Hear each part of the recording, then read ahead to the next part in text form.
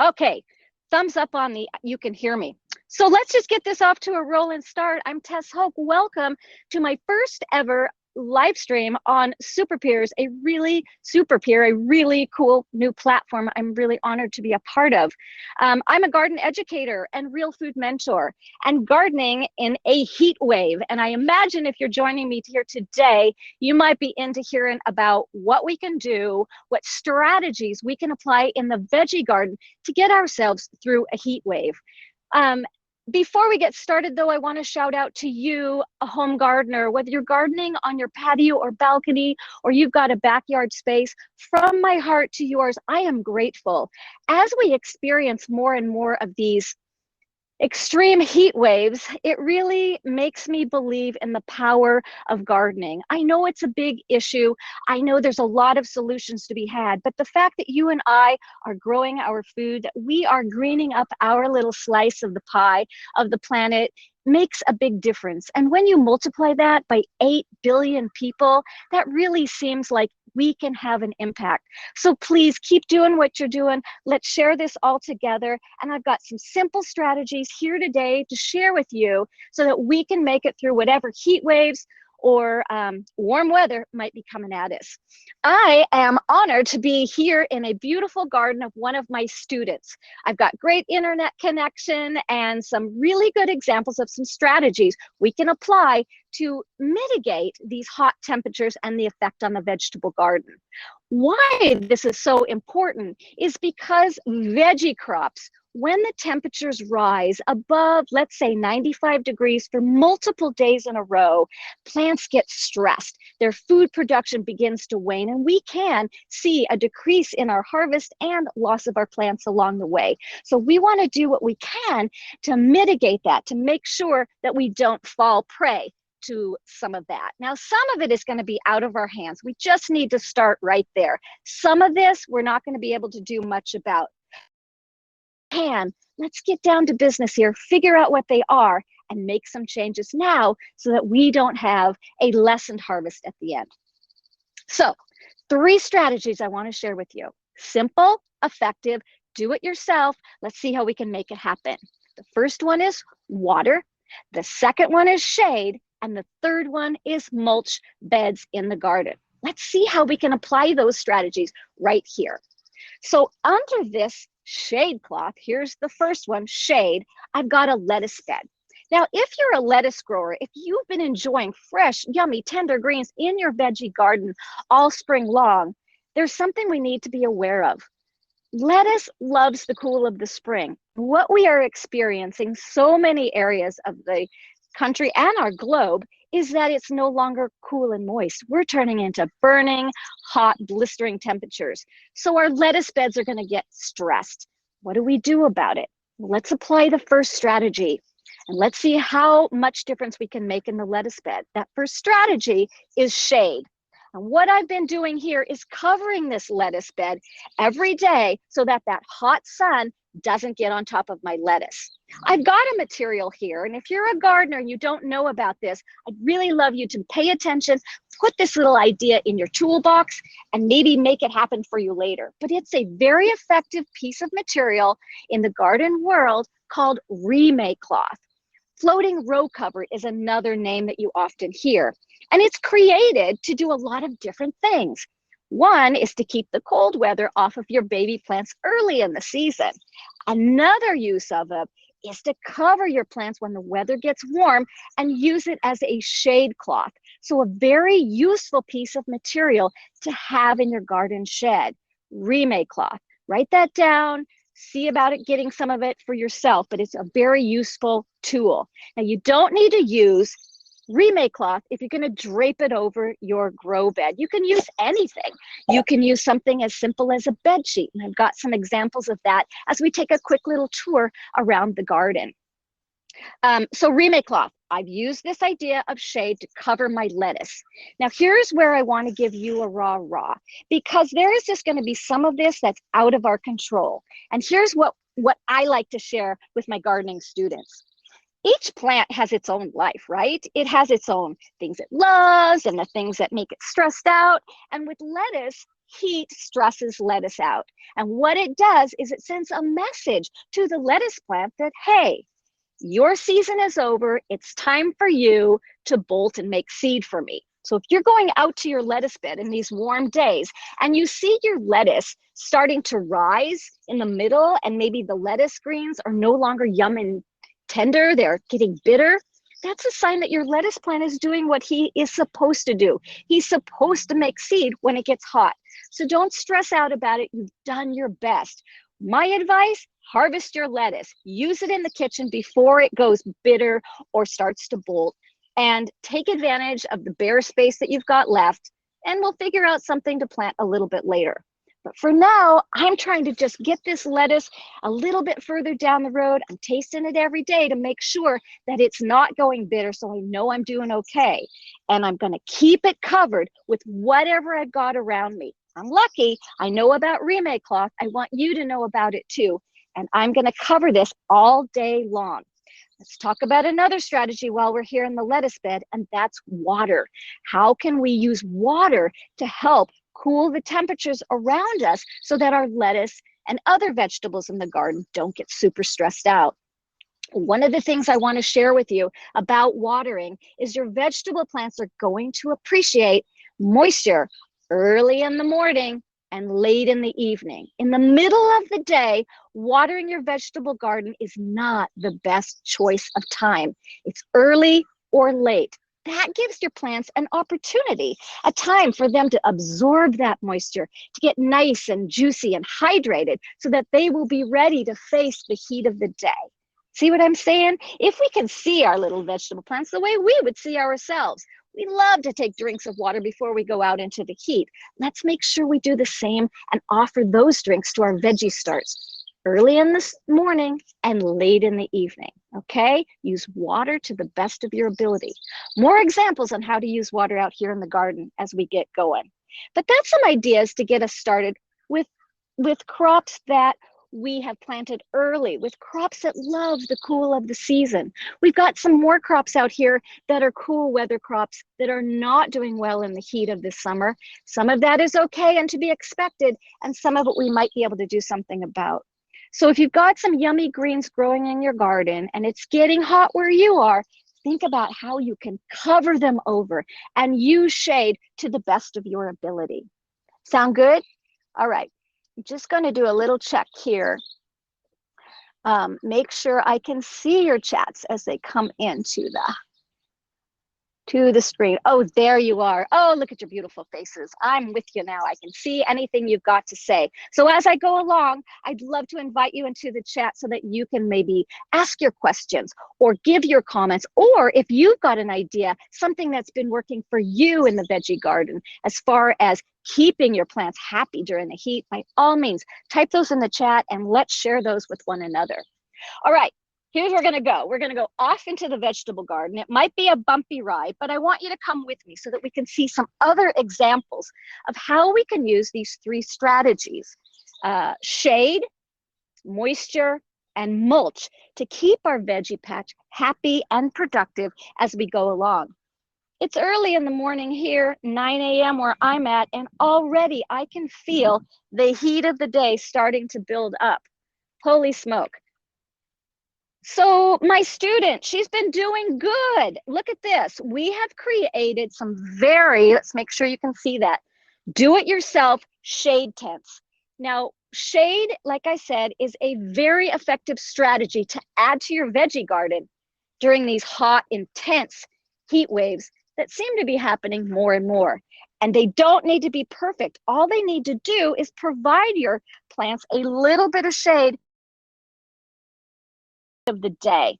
I want to make sure, I know this isn't perfect, but I want to make sure that you're able to see this. This is just some simple wire my student found out in the tool shed. She just literally bent it over the grow row. You can see these in here, and put some burlap bags over the top to cast shade of the day. So pretty creative, pretty productive. I'm very proud of her. I'm going to give her an A+, and I'm going to give you the same too. So I wanted to show you some other ideas that we can utilize here in the garden rows. This is a squash bed. Now, this squash is very happy and it's been doing very well. Here it is growing in its bed in some beautiful soil. Let's talk about mulch for a second.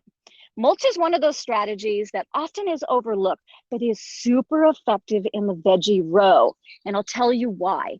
As the hot sun filters down and hits this beautiful, rich black soil, it heats it up.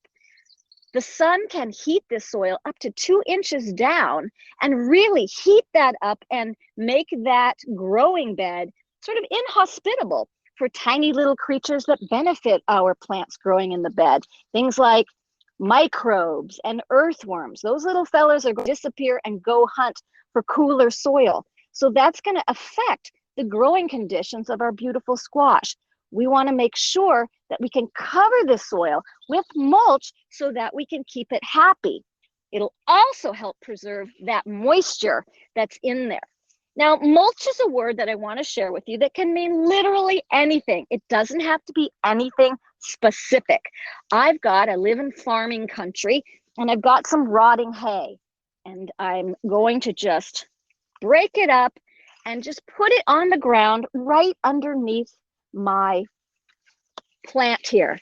Now, sometimes students say to me, yeah, but isn't that like going to bring in disease and all sorts of negative things for the vegetable garden? And my answer is going to be no. Now, that's possible, I suppose, but for the most part, its effects are beneficial. It's covering the soil to keep it moist during the day. All of that water that we put in the ground earlier in the morning or late last night is here in the soil. That's where I want to keep it. I want to keep it available for this beautiful squash plant so it can continue to grow and thrive. So mulching the top of the soil is a very smart gardening principle. And as you know, water and accessibility to water is becoming a bigger and bigger issue on the planet for many people as the planet warms. We've got a lot of droughts going in the west, in the south, and so we want to make sure that we do our part and do what we can simply and effectively to keep our garden happy and be very good stewards of the environment. Mulching your soil is one of them, okay? Simple. You can use things like garden clippings. Let's say you have a really, rough compost pile over in the corner. That'll work fine. Maybe you just mowed the lawn and you've got grass clippings everywhere. That'll work fine too. Maybe you've got, wood chips out in the back lot, and those will work fine for now as well. Anything that will cover the soil to keep it cool during these extreme weather conditions are gonna be a big help. So think about how you can use mulch to your benefit. Let's also talk here, let's go back to this idea up above us of shade and why shade is so important. Not only does it help keep that soil cool and moist during that hot heat of the day, but what it's also going to do is shade my vegetable plant, in this case, this squash plant. So any young vegetable that's starting out is not going to get hit by that sun and get sunburned and literally sun scald. It can happen in your vegetable patch easier than you might think. So think about using that shade not only to make your plant more happy, let's say, to keep that soil cool, but also to shade it so that any fruit production, let's say that baby squash in this case, doesn't get sunburned. I always like to think about it as we think about ourselves. If we had a little baby, maybe a 1-year-old, and we took him out into the hot sun, think about that. His little skin would parch in a second, right? The same thing is going to happen with our baby veggie starts. We need to be able to protect them when that sun gets extremely hot and intense. So shading is an easy idea. Let's go over here and talk shade some more, because as the day warms, shade is really going to be our friend. You can see these little shade ideas my student has done. Really effective use of some simple little things out in the back tool shed. But maybe you don't have things like that. Maybe, what you've got access to is other things.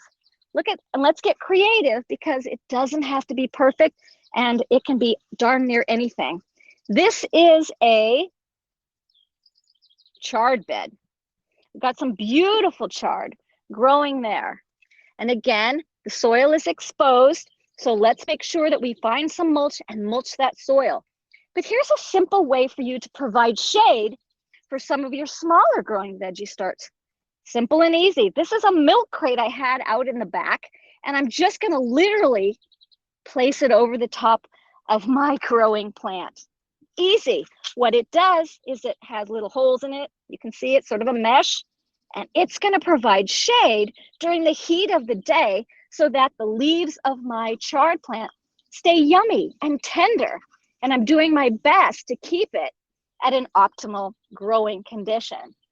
Doesn't have to be too complicated. You can get super creative and just see what you have around.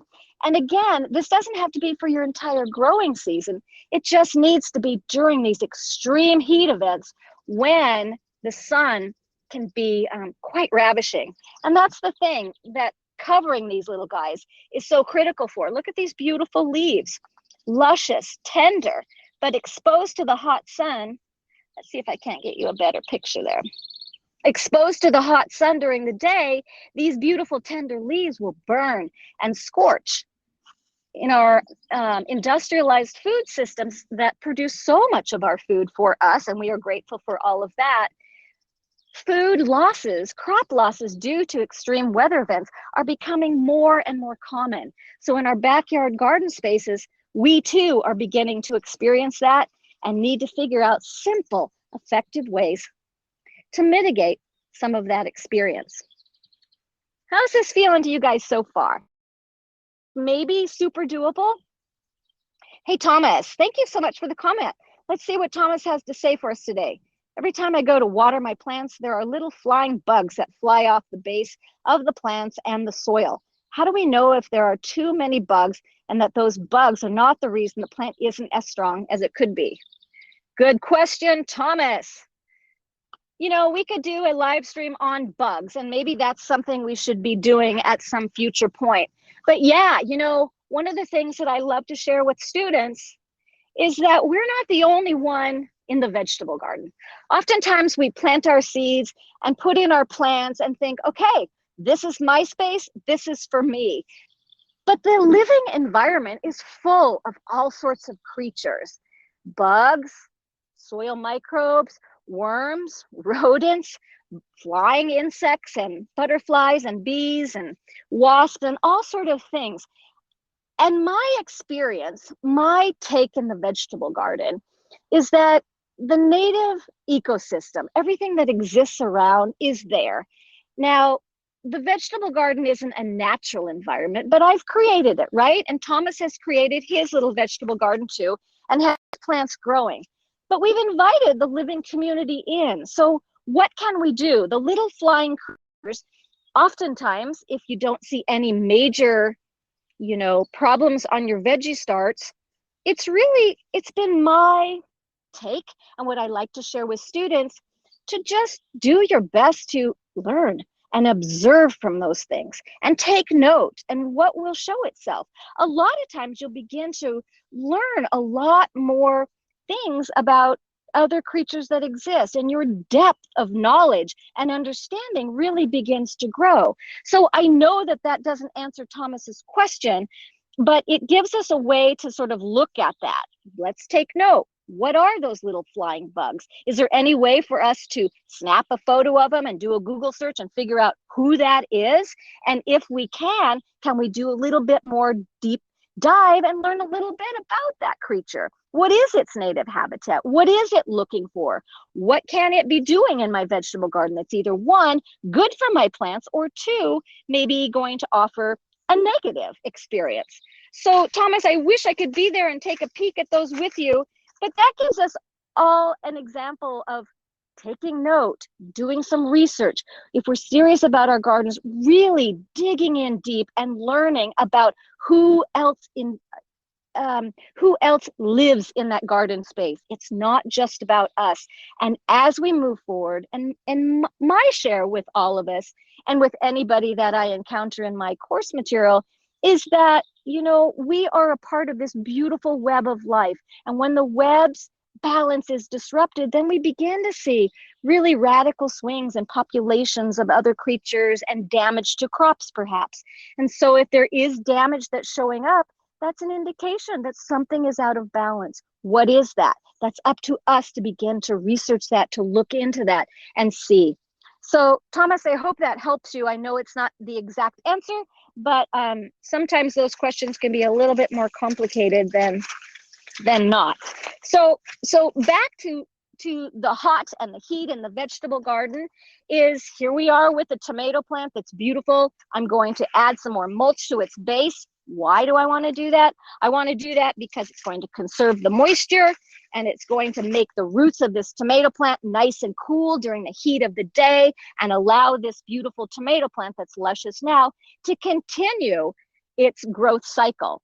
Now, one of the things about warm weather plants, and if you live in a climate like I do, where it's cold in the early part of the year, and we have to wait a while before we plant our warm weather crops, in my case, and then this student garden, it was into May and early June. So these tomato plants have been waiting for hot weather before their luscious growth cycle really started to go on. And that's what's happening now. This tomato plant is getting plenty of water. It's got mulch at its base to keep its soil cool. It's got shade up above it to make sure that that hot heat of the sun isn't going to tamper and burn and really stress it out. So it's got some really good conditions going. Here's what I want to suggest to you and put in the back of your mind when it comes to some of these agricultural crops, some of these veggie plants that we are growing in the garden. When temperatures in the garden get hot, when they reach over, let's say, 95 degrees for more than 4 consecutive days, then things begin to change. One, the plant can get stressed out, but we're going to do our best employing these particular strategies to make sure that we do what we can to keep them happy. But nature is nature, and she has unwritten rules, and she has, ways of being, and plants respond, and this is how it works in the tomato bed. In order to conserve energy during massive heat waves, like we're in the middle of here in the west of the United States, the tomato sweet little blossoms that are going to turn into tomatoes, the message that nature sends to the tomato plants, and the tomato responds, and that message is, honey, it's hot out. It is way hot. Conserve your energy. We won't now on producing fruit. We're going to take our energy and sustain our life. And so what that translates to into your book is that you may come out to your vegetable garden, let's say the heat wave has passed and it's a month down the road, and you're looking at your beautiful lush tomatoes thinking, God, you guys are looking great, but there's no tomatoes on you. Well, that's a sign, and that's a result of the heat wave happening earlier on, happening now, for example.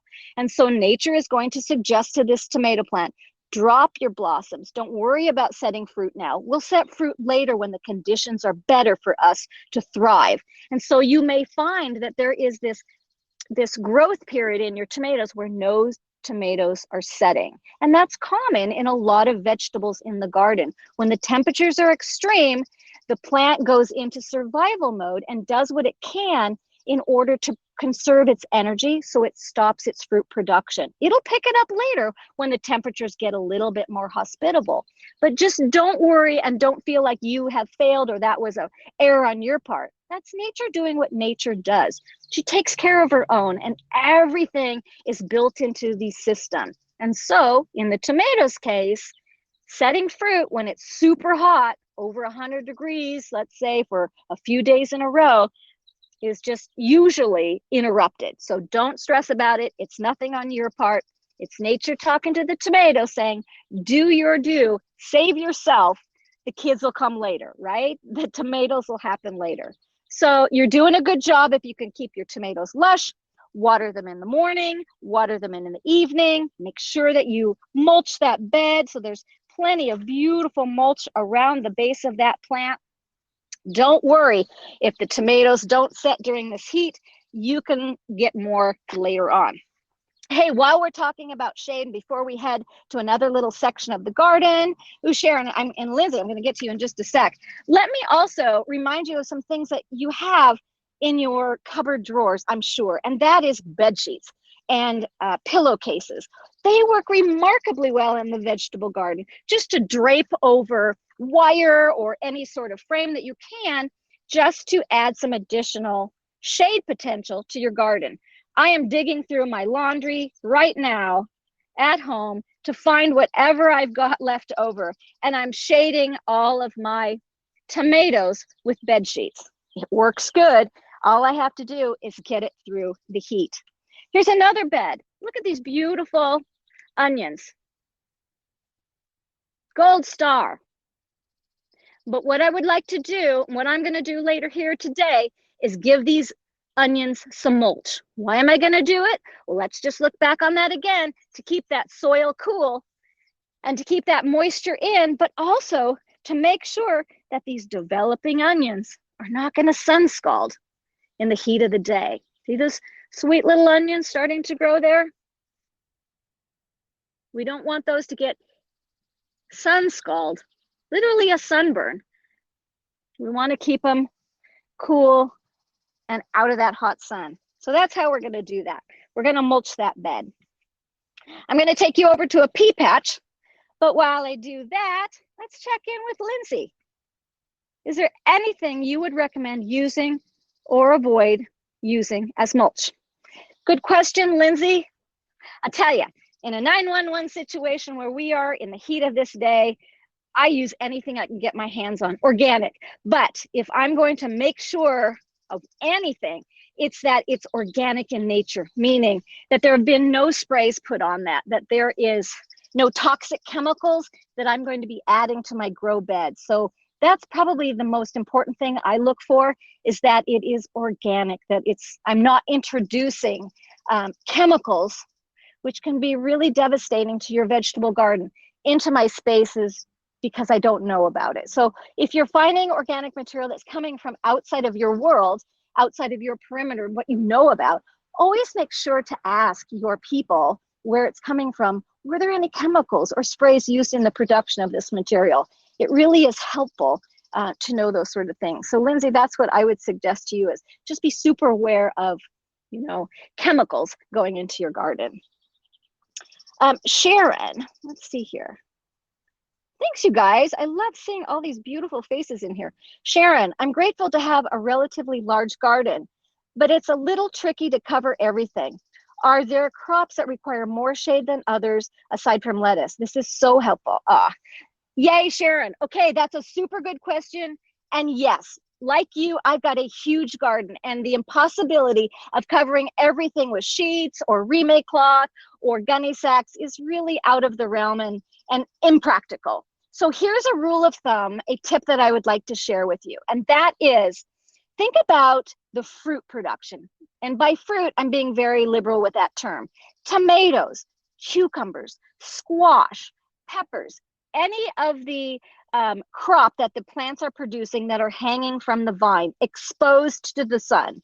Those are the crops that I would really hustle and cover.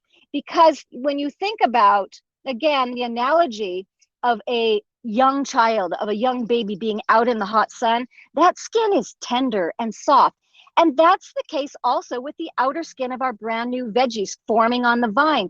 That first initial skin is very tender and very soft and can sun scald quite easily. So that's what I would do, Sharon, if I had to limit myself to covering certain crops. Choose the crops that are fruit on the vine: tomatoes, cucumbers, raspberries or strawberries, summer squash, maybe green beans, anything with that fruit is exposed to that hot sun. However you can cover that in whatever way, whatever shade sort of materials you can use, or shade covers. I'm standing in this hot heat under a shade cloth. Can you create something like that with a bed sheet, let's say? Anything that's creative and useful is going to be helpful. So hopefully that helps. And then just to wrap this up, let's talk about your wins, and let's talk about what sometimes are out of our control. And that is, when we grow our veggies in our garden rows, often we start early, right? And if you've been with me in any of my educational courses, I was always encouraging you to take advantage of every growing season, meaning early spring is for early crops. And one of the crops that we started early in this garden were peas. So peas love the cool of the spring, and they were doing fine, and they were growing and producing, and all was well. And then the heat came. And now they're starting to, well, they're still looking remarkably well, but you can start to see, let's see if you can see this. Here is a luscious green pea vine, and here's one that's not doing so good. That's just the nature of the pea patch, I'm sorry to say. Remember, some of these crops like peas, broccoli maybe, lettuces especially, and spinach appreciate that early growing window, and that's not where we are now. And so sometimes these things are just going to be out of your control. So we're going to watch these peas. We're going to create as much shade for them as possible. And these little peas are lucky in that they're under a pergola. And as soon as I leave you today, we're going to lower this sunscreen, and we're going to give these peas today as much shade as possible. Do our best to keep their feet moist. You can see that, moist feet. And we're just going to come out here and we're going to harvest the peas as we go. Now, when the heat comes with some of these crops, like in our lettuce patch, we might not get as big of a crop, but nature is calling and telling the pea to hurry it up. So what I'm going to do is just come out here and take advantage of these peas as often as I can. Some of it, like I said, is going to be out of our control, and maybe we won't get the harvest we could have gotten without a massive heat wave.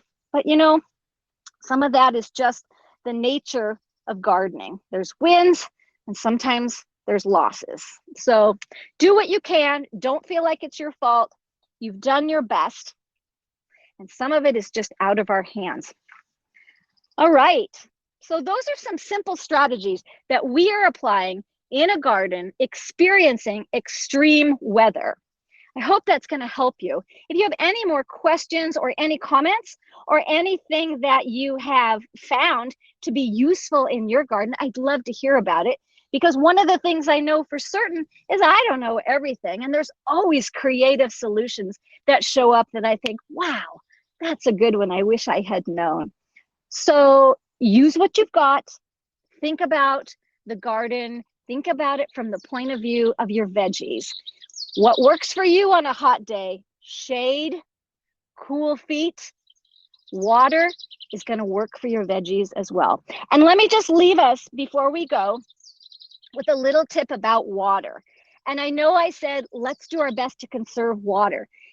If you're seeing stress in your veggie plants in your garden, meaning droopy leaves and maybe the green that used to be luscious and vibrant is a little fuzzy now, a little less vibrant, that's a sign that your plants are stressed. And simply adding more water to their grow bed is not necessarily the solution. Keep in mind that when it gets super hot and your plants are sort of in survival mode, their ability to photosynthesize and take up nutrients from the soil and moisture decreases. So just adding more water to your bed is not necessarily the answer. The answer is applying these strategies: moisture, shade, and mulch as best you can, and doing your best. That's all we can do. So from my heart to your heart, thank you for your efforts. I'm excited to hear from you as we go along and have more of these fun little live streams together as we spend time in our grow gardens, as we take some of this food into our kitchen